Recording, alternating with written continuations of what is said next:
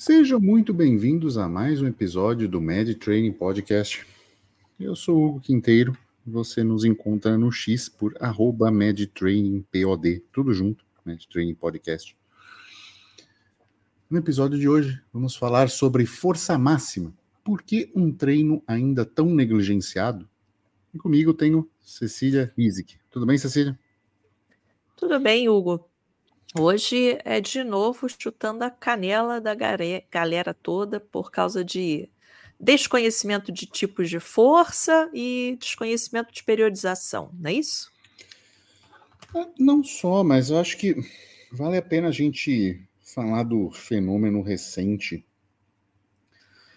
que, assim, Bitelo e Growth e essa poderosa mídia virou-se para os esportes como o powerlifting e fez recentemente mais pelo powerlifting brasileiro do que o próprio powerlifting brasileiro fez por ele durante toda a sua história, né? Então, É assim, verdade. tá popularizando um esporte e vendo o que isso está trazendo um certo público, uma certa, talvez até uma certa busca, né? Ainda que de uma forma um tanto desorganizada, mas está virando os olhos um pouco do fitness para o powerlifting, né? O próprio Strongman também, com o pessoal lá. Né? É importante a gente dizer que isso é uma grande ferramenta de marketing, né? Que está apontando o arsenal de marketing que ele tem para esse tipo de público. E eu não acho isso errado, tá? E cria, da mesma forma que criava com o bodybuilding, e cria ainda no bodybuilding, cria para os outros esportes de força, a mesma maneira de atuação, o mesmo modus operandi de apoio, de patrocínio, de uma série de questões assim, e de infraestrutura de marketing, né? Então,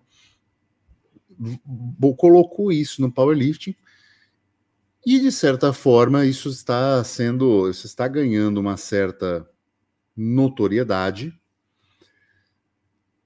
No momento, ainda, né? Por que eu estou falando no momento? Porque quando a gente olha o mercado externo, né, nas origens disso, e o Brasil se espelha diretamente no mercado norte-americano, dá para dizer que ainda o mercado brasileiro busca uma validação de federações. Algo que o norte-americano, por exemplo, já abriu mão, né? Como foi o episódio que nós falamos das questões de federações, de multifederações, da validação do atleta por ele mesmo, né? E não depender de uma federação, se você possui uma mídia social própria, muito bem focada, né? Eu também não duvido nada que o cenário brasileiro, se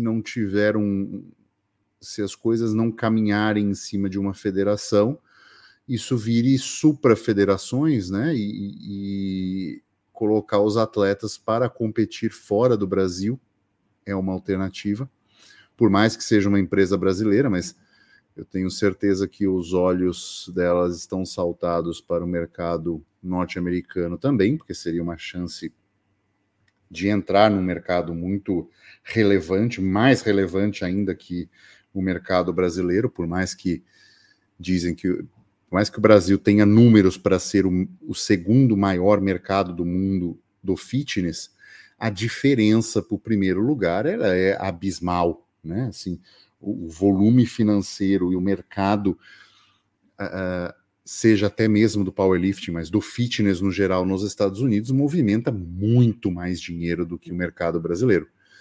Então, é óbvio que uma empresa também estaria de olho nesse mercado, mais do que necessariamente o mercado brasileiro.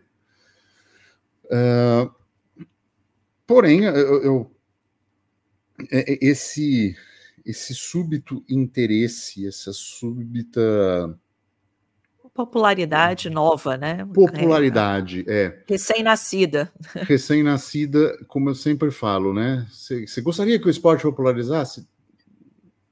Não necessariamente, não muda nada na minha vida, né? Ah, mas vai ter mais pessoas. Não, não muda. A priori não muda na vida de ninguém, a não ser as pessoas que ganham com essa popularização. E Sim. É aí que a gente precisa ver, né? Diga-me os interesses que eu te digo, as motivações, né? Então, as motivações estão aí, conquistar e aumentar um mercado, né, de fitness no Brasil, né? Olhar para uma área que estava sendo negligenciada ou ignorada e criar nela um nicho de mercado. Então, essa é a motivação. Assim, a gente vê que até então, eu falava, se você faz o quê? Faz academia? Eu faço powerlifting. Power o quê? E aí a gente tinha que ficar traduzindo, eu faço levantamento de pesos. Aquele olímpico? Não, é outro. E ficava aquela conversa desconfortável. Agora, se você fala que você faz powerlifting, já está mais fácil das pessoas saberem do que é. Isso é legal, porque, afinal de contas, eu gosto do meu esporte e fico feliz que outras pessoas possam conhecer os benefícios e até praticar, mas ficar muito empolgado em popularizar é coisa de gente que quer conquistar fama, sei lá, ou dinheiro, né, como você bem disse. Eu espero sinceramente que o Bitelo tenha boas oportunidades, é um menino novo, se ele for bem treinado e bem assessorado, ele pode ter uma carreira longa e promissora. Espero que ele não só seja bem conduzido e patrocinado, mas espero que ele se interesse em aprender por ele mesmo, porque um atleta, para ser de ponta internacional, ele vai ter que estudar e aprender, né? Senão ele vai ser levado para lá e para cá e ficar à deriva. Então, eu desejo do coração é que ele se dê muito bem nessa. Parabéns para ele até aqui. Agora, a questão de força, falando como médica, eu também fico feliz que ganhe alguma notoriedade, algum conhecimento, porque para mim ajuda muito na hora de tratar pacientes que eu preciso que ganhem força, né? Mas, de outra maneira, a gente entra aqui numa questão de que ainda há um profundo desconhecimento do que é força. Porque, meu Deus, aquele homem de 200 quilos levantou 200 quilos no deadlift. Olha, não fez mais que obrigação, né? 200 quilos pode ser uma carga alta ou ridiculamente baixa, dependendo de que a gente está falando. Então, que essa popularização, que essa mídia nova não morra na mediocridade das pessoas continuarem estúpidas sobre o assunto. Otimismo. Eu adoro o seu otimismo. Você acha que é uma ferramenta... São os meus votos. Você acha que o marketing está voltado para produzir conhecimento nas pessoas? Não, mas que as pessoas se interessem em conhecer outros atletas, entendeu? Procurar mais coisas do assunto. Seria legal, porque, por exemplo, nos Estados Unidos, as crianças têm um ginásio com pesos. Então, rolou ali uma popularização a ponto de se considerar normal que crianças treinem com pesos na escola.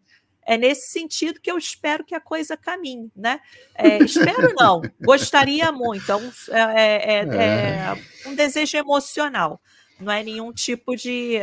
como é que é o nome disso? Né? Não é nenhum tipo de projeção, não, tá, gente? Não vai Isso aí é extremamente difícil. Não vai ser uma ação de marketing que vai mudar a realidade de escolas no Brasil. Vai ser continuar tudo futebol e queimada no recreio, né?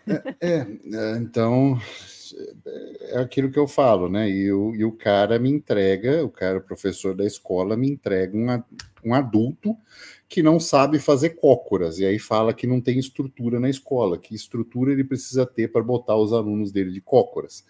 Né? Então, assim, é um problema muito mais político e que o fato de pelo menos, de eu pessoalmente ter cruzado o oceano foi justamente porque eu já não acredito mais numa solução a curto, médio e longo prazo no Brasil, porque não vai acontecer, né? Então, E o assim, treino de força máxima, você acha que existe alguma esperança de que isso seja mais empregado agora? não, Acabou o porque episódio, vamos é, todos embora. não justifico, porque ela é negligenciada e vai continuar sendo negligenciada justamente pela falta de conhecimento e necessidade de infraestrutura que academias convencionais continuam negligenciando, né? Como eu já falei em episódios, né, muito acidente acontece em academia que são propositalmente encobertos por administração, por uma série de coisas. Acidentes acontecem muito mais. Então, a pessoa não vai botar uma estrutura, um banco de supino com estrutura para o cara não cair com a barra na cara.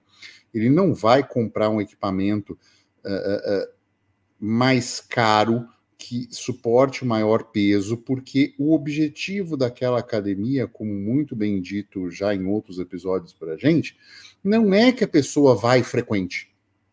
Então, precisa emergir um novo conceito chamado, não necessariamente home gym, mas um conceito de barbell club no Brasil. E isto é extremamente inviável ainda, dado a alta carga tributária brasileira. Porque nos Estados Unidos você consegue facilmente abrir um small business de um barbell club, onde você faça um pequeno que sustente na base de 50 a 100 pessoas no máximo, numa infraestrutura, às vezes até menos que isso, no máximo 50 pessoas, você não tem um small business no Brasil que consiga lidar com esse tipo de público e poder ser focado única e exclusivamente no powerlifting. Todas as academias, inclusive até o Dória recentemente, tendo essa academia que já era referência no powerlifting, tem uma área com material de powerlifting, teve essa área ampliada recentemente, mas mesmo ele não é exclusivo de powerlifting, né? Não existe um espaço exclusivo de powerlifting. Por quê? Porque não tem público para isso. O cara precisa pagar as contas. Por quê? Porque ele tem um ticket alto. O cara começa o mês com um aluguel caro, com um monte de imposto, com uma série de tributos. Então, assim, você começa um mês com um ticket alto que você precisa cumprir. E é por isso que o modelo de academias no Brasil tem a ver com a venda, porque é para cobrir esse ticket alto que está girando. Ele não está interessado em entregar resultado. O que é completamente oposto quando a gente vai falar de força máxima de um treino que precisa de uma estrutura mais bem elaborada, precisa de alguém supervisionando isso, ser mais técnico, né? Você lembra, esqueci o nome do cara que tinha lá no Rio de Janeiro, do Primata, do CT do Primata. Uhum. Eu lembrei, esse era o único cara voltado só para power que tinha. Mas, cara, era assim, era um lugar extremamente ruim, né? Assim, lógico, o cara fazia o melhor. Eu entendo que aquilo, mesmo que ele conseguia fazer, era disruptivo. Mas, mesmo assim, era um lugar ruinzinho de estar. Você não tinha como estacionar na frente, você não tinha uma série de coisas assim, mínimas de comodidade, né? Um espaço pequeno. E era só voltado para powerlifting. Eu não sei se ele fechou ou algo assim, me parece que ele fechou. Mas, inevitavelmente, esses lugares tendem ao fracasso porque é um público muito pequeno. Então, a pessoa precisa ter uma academia com espaço maior, mesmo que seja uma área dedicada para isso, ou uma área com essa infraestrutura. E é um pouco mais difícil de se lidar, porque precisa desta área de proteção, precisa de uma série de pesos a mais, não pode ser em andar, precisa ser em térreo, por causa do terra, né?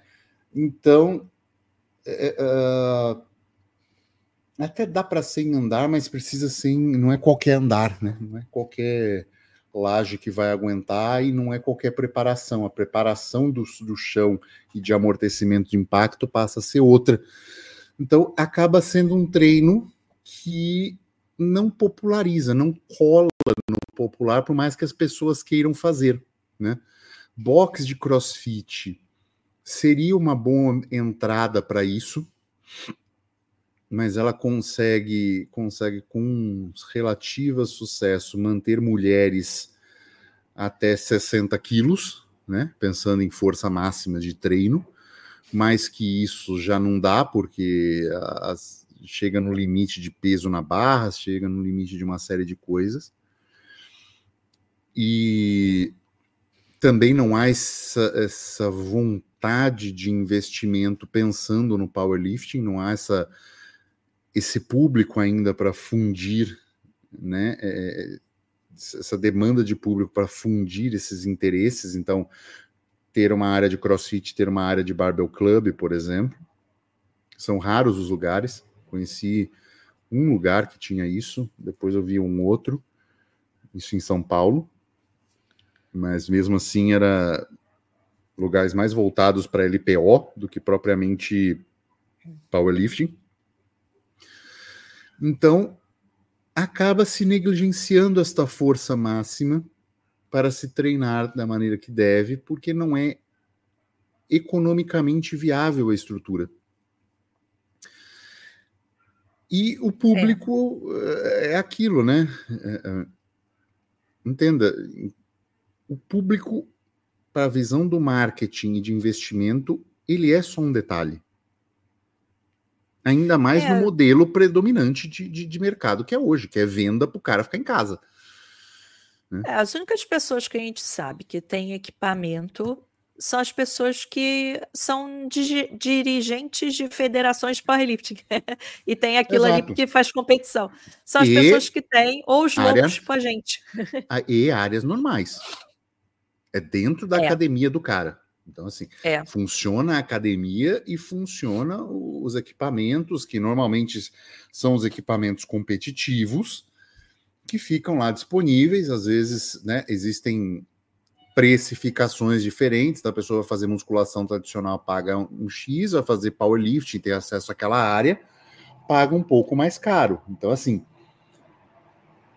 tem essa divisão também interna, né? Porque usa-se o equipamento de treino, normalmente o equipamento de competição não se usa, né? Ele fica separado, então o de aquecimento é usado para treino. Então você tem uma série de coisas assim que são impeditivas, né? Para o treino de força continuar sendo, de força máxima, continuar sendo negligenciado.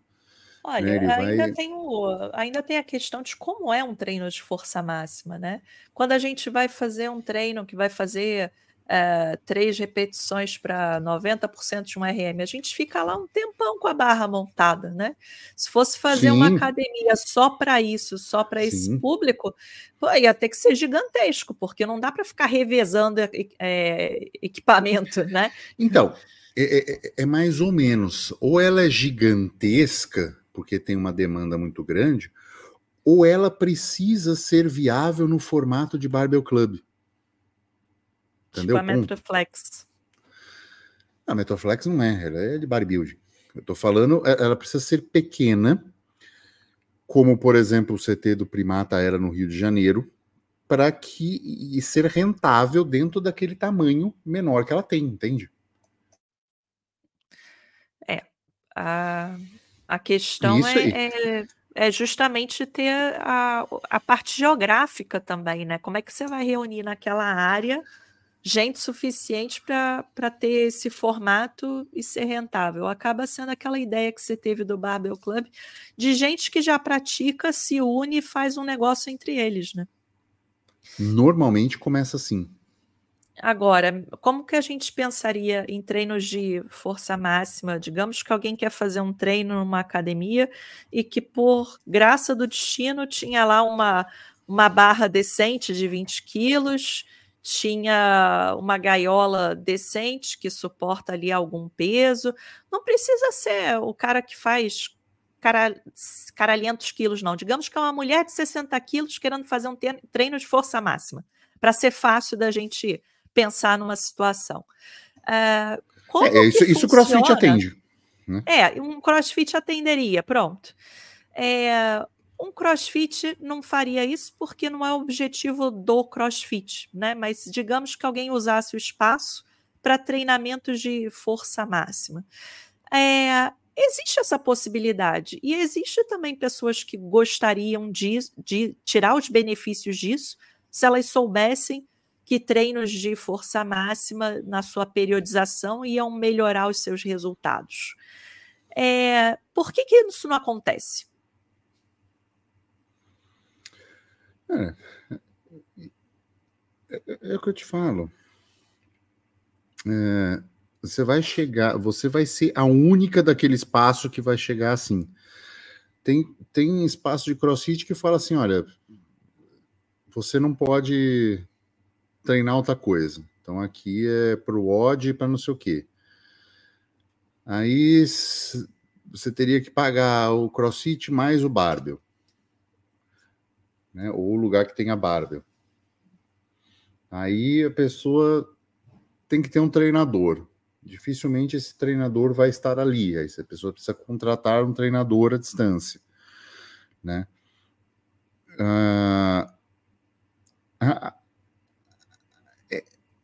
É complicado, porque assim, é difícil você mostrar vantagem para uma coisa que já começa de uma maneira tão heterodoxa, sabe? Você vai ter que ter uma boa vontade para introduzir aquilo ali na tua vida, processo, né? É um processo muito ativo. Né?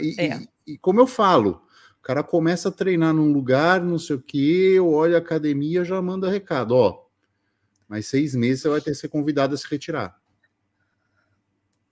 E é o que acontece. Vai evoluir. E é o que acontece. Então, assim, é um processo muito ativo. Então, assim, porra, eu tô fazendo todo esse trabalhão só para treinar esse tipo de força aqui, tá dando toda essa dor de cabeça, vou fazer outra coisa.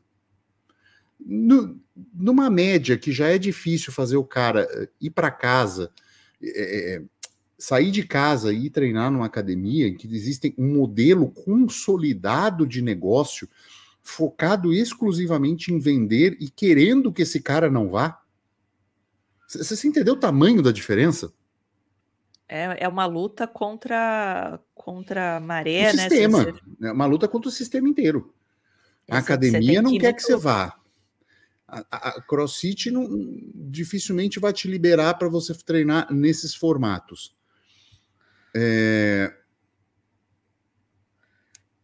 Você vê, eu fiquei numa CrossFit 1 ano. Levei equipamento lá, pagava e chegou no final do ano, olha, desculpa, eu vou precisar do espaço. Para nada, né? De um buraco então, vazio assim, lá.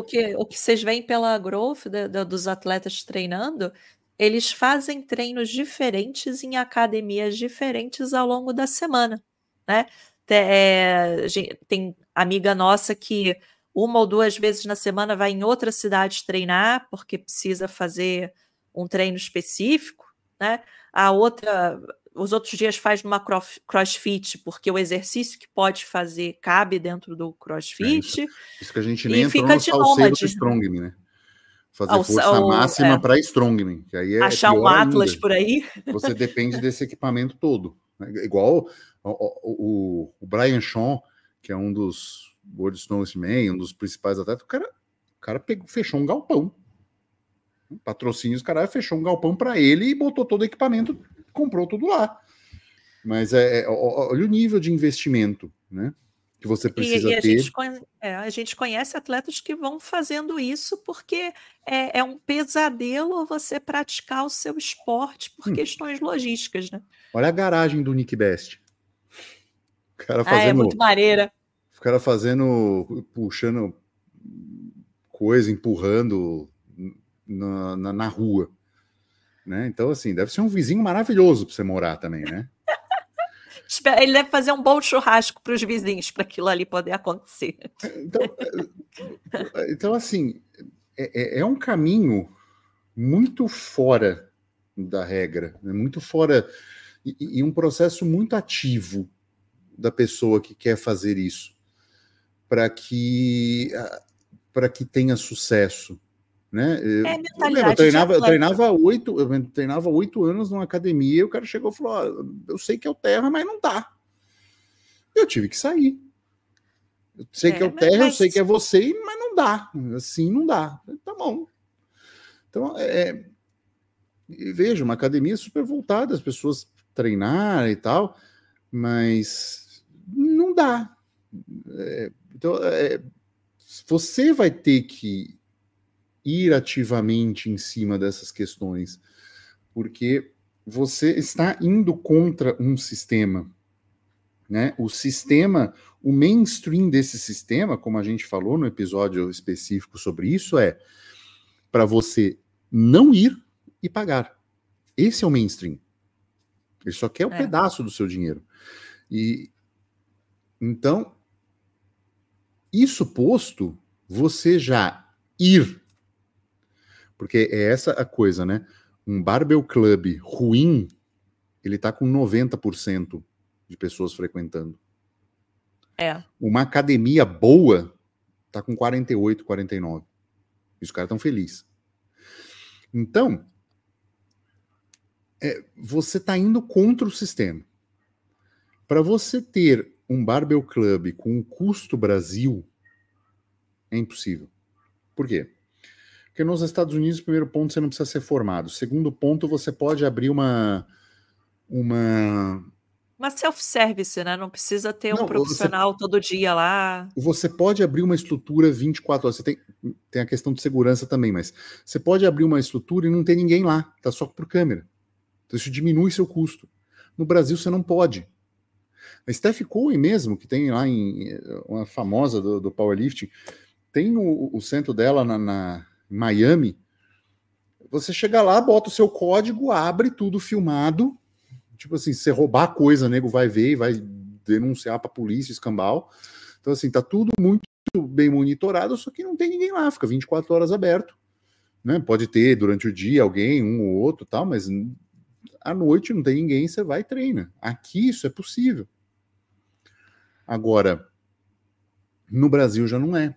Já é uma outra realidade. Isso é obrigatório por uma lei estúpida do sei lá o que é obrigatório ter a porcaria de um profissional de educação física. Aí tem que ter um responsável técnico, aí tem que ter o CREF de pessoa jurídica, aí tem que ter o contador do caralho que os foda, aí é taxinha disso, é taxa daquilo, é fiscal, é não sei o que, é um custo que não dá para bancar um pequeno espaço nesse sentido, a não ser que faça justamente a questão do espaço entre amigos, né? Não é um espaço comercial. Não é comercial. É você pode ter uma academia na sua casa, isso é plenamente permitido, você pegar uma garagem da sua casa e 4, 5 casais de amigos assim, se reúnem, compram equipamento e treinam nesse formato de Barbell Club. Eu tive um aluno que ele fez isso, ele fez o curso comigo, falei dessa possibilidade, ele juntou os amigos dele que faziam no CrossFit, estavam querendo fazer essa vibe mais de força e tomar essa negativa. Os caras juntaram, o cara tinha um quarto sobrando lá, tipo uma edícula, fez e rateou entre uns 8 pessoas. O negócio se pagou absolutamente rápido, porque imagina 8 pessoas deixando de treinar CrossFit em Brasília, né? Cidade barata pra caramba. Então, assim, coisa de 6 meses os caras pagaram o equipamento e iam comprando equipamento e ganharam a paz, treinava a hora que queria, enfim, tinha toda essa liberdade, né? Aí você fala com as pessoas, aí começa, mas eu tenho não sei o quê. Mas eu tenho não sei o que lá eu. Cara, tem um apartamento. Ah, mas não sei. Ah, mas, entendeu? Aí é a mesma má vontade. Aí é aquilo. Paga o plano normal e não vai na academia. Né? Se é para pensar assim, não vai. Né? Paga um normal para não ir, porque você não está preparado para dar esse salto em termos de qualidade de treino, em termos de estrutura que precisa para ter essa qualidade de treino. É aquilo que eu falo, e eu falei isso uma vez, e era uma consulta em conjunto com a nutricionista. Depois ela falou: "Nossa, Cília, você é tão brava".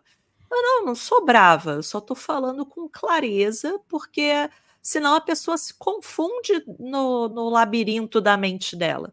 Era uma coisa desse tipo que eu precisava, quer dizer, ela precisava, treinar de um determinado jeito, mudar a rotina, mudar algumas coisas de determinada maneira, e ela tinha 40.000 justificativas de que não podia fazer aquilo. Olha, teu objetivo é X. O caminho para chegar no teu objetivo tem que passar por Y. Se você não pode fazer nada do Y, você não vai ter o X. Muda de objetivo. Porque por mais que você tenha 1000 motivos para não fazer o Y, o seu corpo está se lixando, as suas células não estão nem aí para você.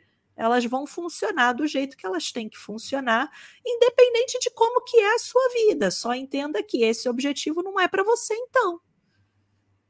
E isso é uma coisa que tem que ser compreendida para a pessoa parar de perder tempo e energia falando de coisa que nunca vai acontecer, entendeu?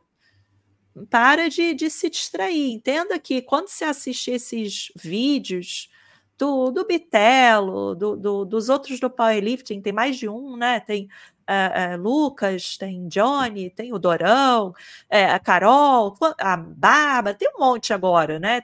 Quando você vê essa gente, vocês não acham que é divertido, facinho, o pessoal é super alto astral? Eles passam muito perrengue para conseguir treinar um esporte desses, porque é difícil de você ter um ambiente favorável para você treinar num nível de atleta. O atleta só é atleta porque ele é teimoso, e ele é teimoso e ele continua sendo teimoso dentro de um objetivo. Se você não é teimoso como uma mula em questão de disciplina de treino, você nunca vai ser bom como um atleta. E aí você aceita isso e vai fazer outra coisa, entendeu? Não adianta você usar, sei lá, eu vou usar esteroide e vai pular essa etapa. Não vai. Acho que o ponto é impossível? Não. De ser feito? Não. Você consegue fazer de um certo tempo, ter alguma vivência numa academia convencional? Dependendo da academia, consegue. Vai te custar depois, se você quiser levar isso à frente, ter que ir para outro lugar mais especializado? Vai. Normalmente esses lugares são poucos e são longe da sua casa, a ponto que normalmente se fica mais viável você ter a estrutura, como a gente falou no episódio de Home Gym. Então, acaba sendo mais viável e barato ser feito dessa forma. Vale a pena, nesse sentido, você até pensar em monetização desse espaço para uso de certas situações. Então, se você está engajado numa academia, ver com personagens da sua academia, ver com, né, assim, olha, tem esse espaço, quanto é que você paga aqui para dar aula? Pago, sei lá, R$30 para dar aula. Cara, porra, te cobro 10. Você usa ali, espaço. Entendeu? Então, assim, formas alternativas de você monetizar isso para ter acesso a uma infraestrutura que te permita treinar a longo prazo, né? Ou até, como eu falo, tentar viabilizar esse estúdio, essa questão de um barbell club, né? Eu não diria que não é impossível fazer. É possível. Só que... Tem que se dedicar. Tem que se dedicar. No momento é um público A. Porque o cara vai pagar facinho 700, 800 em mensalidade. Vai bater R$1.000. A estrutura que você precisa, né? Você precisa de um treinador ali. O cara não vai ficar ali de graça. Né? O equipamento não é dos mais baratos. Não que não exista um equipamento também de academia barato, mas entenda que é uma academia tipo custo de academia de primeira linha. O cara vai ter o equipamento ali. Ele vai querer tirar o lucro dele, né? Isso aí também não vai poder ser montado, tem que ser muito bem montado, porque é uma região que precisa ter pessoas interessadas e atletas para isso. Precisa ter um núcleo de pessoas que estejam dispostas ali. E isso é o problema, né? Porque nas grandes cidades as pessoas estão espalhadas a ponto de ser inviável. Nas pequenas cidades, você não tem público normal e as pessoas também não vão ficar viajando para treinar. Então, entra numa questão muito complicada nesse sentido, né? Você precisa achar esse público, e esse público é difícil de ser encontrado em situações que valham a pena você ter o local, né? É por isso que o modelo que funciona no Brasil hoje é esse, e funciona em boa parte do mundo, é esse modelo híbrido, né? Que tem a academia normal e tem aquele espaço de powerlifting. Mas para você convencer alguém a fazer esse espaço de powerlifting, cara, tem que envolver a federação no meio. Ou Sim. um brutal aporte de empresas e patrocínio, como foi o caso recente do Dória, né? Isso aí né? Quando ele não tem esse patrocínio que ele tem agora, ele tinha apoio de federação, então também não vamos dourar a pílula aí. Ele era presidente da Federação Paulista da IPF, foi muitos anos político dentro da federação, então não é uma questão de... Não era completamente sozinho, né? Não é sozinho, não é sozinho. Não era isolado, exato. E é um negócio também, né? Há uma academia, de fato, ali funcionando, que tem essa área. Então nós temos essas enormes limitações, né? Assim, os caras que fazem o powerlifting, não existe um modelo de negócio único, não pode, né? Praticamente não existe no Brasil. Os que tentaram não conseguiram levar adiante. Não tendo esse modelo único, demanda de uma academia comercial na frente para girar o dinheiro disso. E uma vez sendo isso, você depende da pessoa que está fazendo ter esse interesse genuíno pelo powerlifting. Porque financeiramente é melhor ampliar o negócio de alta rotatividade e focar nas vendas como o modelo do fitness normal, né? É melhor fazer isso do que você ter pessoas lá dentro que vão sempre, que usam equipamento, que dão demanda de equipamento, manutenção, uma série de coisas assim. Ainda mais com peso elevado, né? Lidando às vezes com reclamação de vizinho, porque tá fazendo barulho, porque tá fazendo, minha casa tá tremendo, porque não sei o quê, né? Então, ainda tem uma série de inconvenientes que você precisa lidar como gestor de um espaço assim, que só é feito porque tem pessoas ali que têm interesses genuínos, e eu não estou dizendo necessariamente interesses por amor ao esporte, não é isso, mas tem interesses financeiros também, seja com apoio de federação, seja com grana de patrocinador, né? Não estamos aqui falando, é porque é o amor pelo powerlifting, não, estamos falando de dinheiro. O presidente de federação ganha dinheiro com inscrição, né? Vende o material para outros lugares também, né? Fabrica, né? Como é o caso lá da GPC, que o cara é fabricante também. Então, é um pequeno negócio que precisa virar junto e que vem agregado para o powerlifting fechar no azul. Logo, tudo isso mostra o quão se torna difícil você treinar força máxima em um ambiente como não é acessível, não vai ser acessível e, ao meu ver, Cecília é um pouco mais otimista, como vocês viram, mas ao meu ver, não é a ação de uma empresa de marketing pensando numa fatia de mercado de suplemento que vai popularizar isso a ponto de ter mais espaços nesse sentido, uma busca maior para esse esporte virar até um esporte escolar, por exemplo. Pois, assim, são coisas que pelo menos existe uma centelha de esperança de que um dia se torne um pouquinho mais humano, né? Dentro de uma certa normalidade da vida do ser humano. Mas quando, pelo menos assim, as pessoas estão descobrindo que existe a possibilidade de você ser forte, não só grandão, né? E fica aí o exemplo dos Estados Unidos de que pode haver uma certa presença, né, dos treinos de força de uma maneira menos alienígena, né, na sociedade. E é isso, se você quer treinar força, saiba que o caminho é difícil, mas vale a pena. É isso. Vamos chegando ao final de mais um episódio. Lembre-se, chegou até aqui, deixa o like, deixa o seu comentário, deixa a sua sugestão, a sua opinião. É importante saber que a gente está focado num público mais voltado à força. Qual que é a sua ideia para sair desse impasse que nós estamos de não vai popularizar dessa forma, mas como as pessoas podem buscar um treino de força máxima sendo viável economicamente no Brasil? E é isso. Ficamos por aqui e tchau.